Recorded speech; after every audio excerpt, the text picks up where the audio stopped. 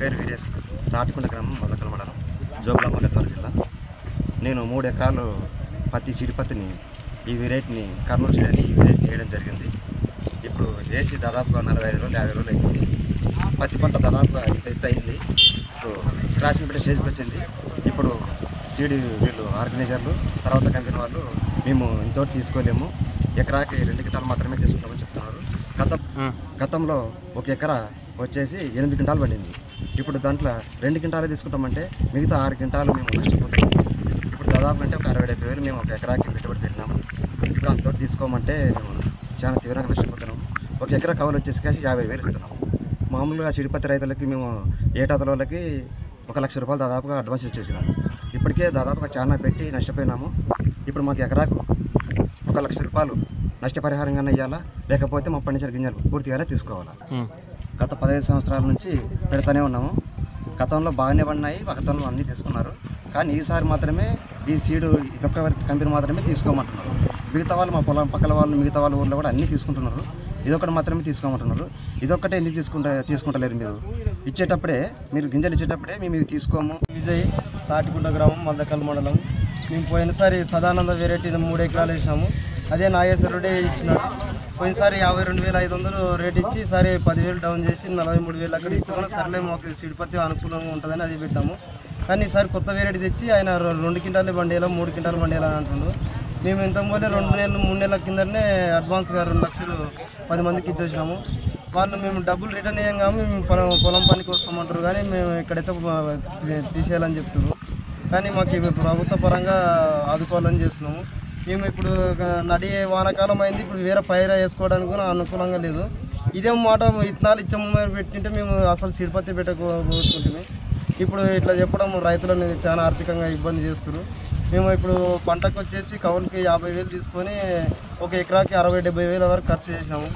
ఇప్పుడు వేరే పైర వేసుకోవడానికి కూడా అనుకూలంగా లేనట్లు ఉంది. కాబట్టి మీరు ప్రభుత్వ పరంగా మాకు ఆదుకోవాలని కోరుతున్నాము.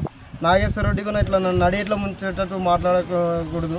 ఎందుకంటే మేము పోయినసారి సదానంద వెరైటీ 8 క్వింటాలు, ఎవరెవరు 8.5 క్వింటాలు ఎకరాకు పండించి ఇప్పుడు వేరే వెరైటీ మంచిగా ఉంటుంది దాంట్లోకన్నా వస్తుంది అన్నదానికి ఇది పెట్టినాము.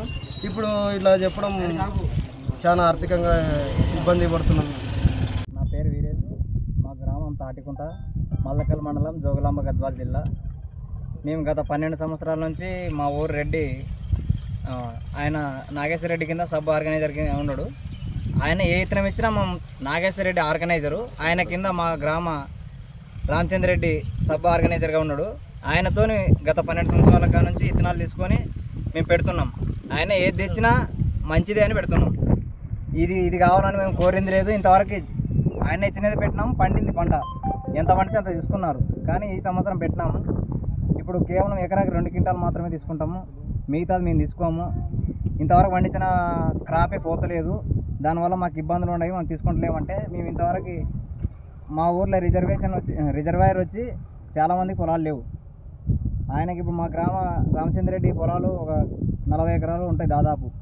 ఆ పొలాలను రైతులు కౌలుకు తీసుకొని కేవలం సీడిపత్తి పెడితేనే కౌలు, దానికే వేసుకొని సీడిపత్తి పెట్టి 1 ఎకరాకు 40,000 నుంచి 50,000 వరకు కౌలు ఉంది మా గ్రామంలో. ఆ 50,000 కౌలు మరియు ఇప్పుడు ఇంతవరకు 1 ఎకరాకు 60,000-70,000 పెట్టుబడి అయింది. ఇవన్నీ నష్టపోతున్నాం, మమ్మల్ని ఆదుకోవాలా. ఈ దాని గురించి ఇప్పుడు ఈ పంట పెట్టి గత 45 రోజుల నుంచి 50 రోజులు అవుతుంది. ఇప్పుడు దీన్ని క్రాసింగ్కి అంటే మనం దాన్ని వేరు చేసేది ఉంటుంది. బెరికి చెట్లు ఉంటాయి, మంచి చెట్లు ఉంటాయి. బెరికి తీసేసి మంచి చెట్లకు మనం మొగ పూతతో క్రాసింగ్ చేయాలి. ఇప్పుడు పెరికే స్టేజ్ వచ్చింది, ఇప్పుడు మేము తీసుకోమంటున్నారు. ఇప్పుడు మాకు వేరే పంట వేసుకొని కూడా ఈ వర్షాకాలంలో అనుకూలంగా లేదు. ఇప్పుడు పెడితే ఏ పంట మాకు రాదు. మాకు పండేది ఇది ముఖ్యమైన పంటగా దీన్ని తీసుకొని మేము పెడుతున్నాం గత 12 సంవత్సరాల నుంచి. ఇప్పుడు దీన్ని తీసుకోము, మేము చెప్పిన కాడికి మీరు ఇవ్వాలి ఇత్తనాలు, లేకపోతే మేము ఏ విధంగా మేము సహకరించలేము అని చెప్తున్నారు. ఇప్పుడు అన్నీ చేసుకున్న తర్వాత చేతులు ఎత్తేస్తే మనం చాలా నష్టపోతున్నాము.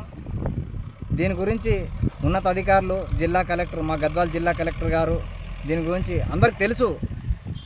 చాలామంది రైతులు వినతి పత్రాలు అందజేయడం జరిగింది. దీని గురించి ఎవరు స్పందిస్తలేరు. దయచేసి రైతు బాగుంటేనే దేశం బాగుంటుంది కాబట్టి ప్రతి ఒక్కరు దీని గురించి ఆలోచన చేసి మాకు సకాలంలో న్యాయం చేకూర్చాలని అందరిని చేతులెత్తి కోరుతున్నాం.